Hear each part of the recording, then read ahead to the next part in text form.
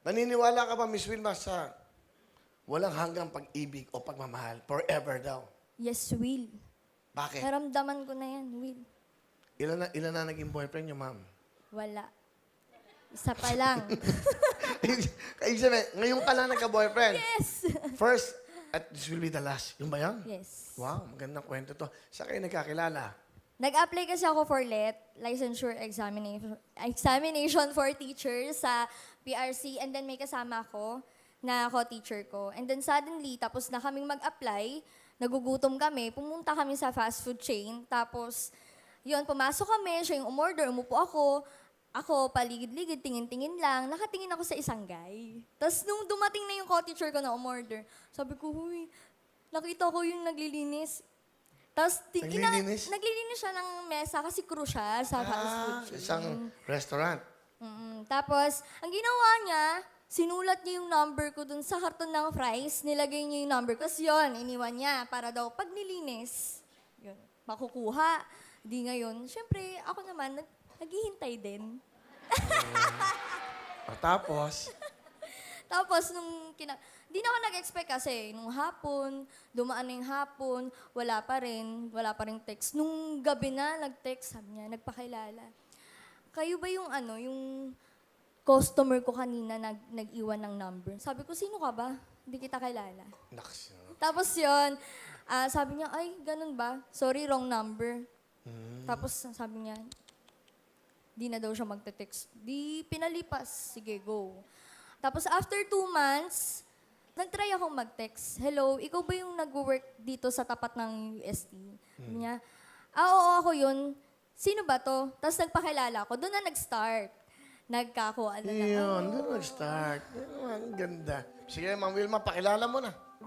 Ayan, pinakikilala ko sa buong mundo ang pinakagwapo at pinakamamahal kong asawa, si Den!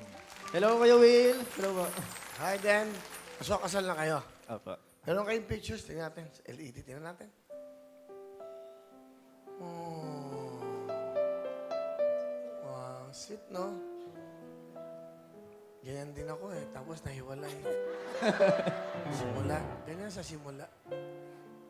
Pero kayo mukhang forever talaga kayo. Dan, ano gusto mong sabihin sa iyong forever? Thank you kasi alam mo naman, di ba, na understanding talaga. Kasi syempre, ngayon lang, ngayong panahon pa lang to kasi wala pa akong work. Ikaw pa lang yung nag-work. So parang every morning nang nagigising ako sa umaga, nakikita kita habang tulog ka, tinititigan kita.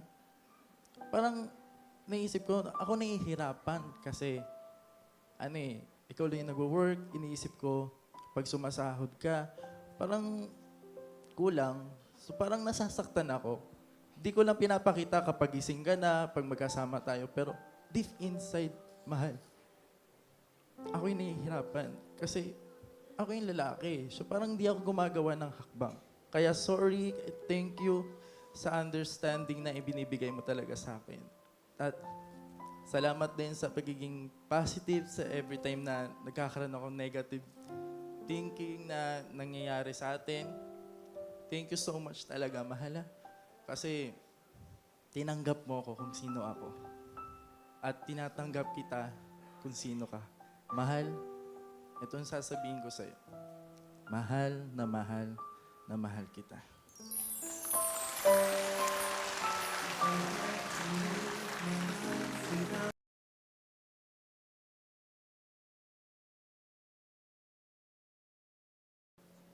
Mahal, akin okay lang naman yun. Kasi mag-asawa na tayo. Di ba? Nag-share tayo nung kung anong meron tayong problema, saya. Di ba, sinumpaan natin yun last December lang. Sana until na matatanda tayo, ganun pa rin, hindi magbabago. Tanggap mo pa rin ako kahit ano yung mga topak ko. Tanggap din kita ng buong buo. Kung ano yung sinabi ko noon, dun sa sumpaan natin, gagawin ko yun, hindi kita iiwan. Hanggang sa pagtanda natin, hindi kita iiwan, aalagaan kita hanggat kaya ko. Mahal na mahal na mahal na mahal kita. Thank you. Wow. May mga lumuluha na yung ibang lumuluha dyan, sila yung mga iniwan.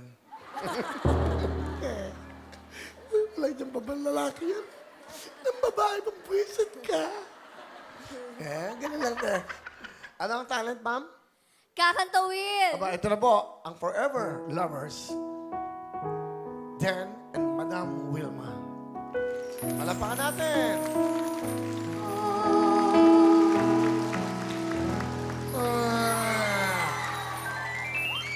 Dan, sama ka. Okay lang, sama na lang. Mas maganda tingnan. Dito na sila. Samahan mo na, Dan. Wow. 10,000! Thank you, Will! Salamat to.